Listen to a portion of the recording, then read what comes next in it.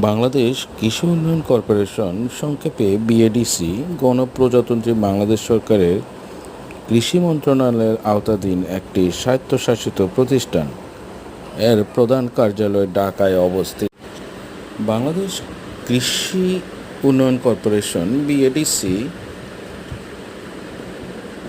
তদানীন্তন পূর্ব পাকিস্তান কৃষি উন্নয়ন কর্পোরেশনের নামে কৃষি উন্নয়ন কর্পোরেশন অধ্যাদেশ 1961 এর মাধ্যমে প্রতিষ্ঠিত হয়। সরকারের কৃষিখাতের অন্যান্য উন্নয়ন প্রতিষ্ঠান হতে কার্যক্রমের দিক থেকে ভিন্নতর হওয়ায় 1975 সালে বিএডিসিকে বাংলাদেশ কৃষি উপকরণ সরবরাহ এবং সেবা কর্পোরেশন হিসেবে পুনঃনামকরণ করা হয়।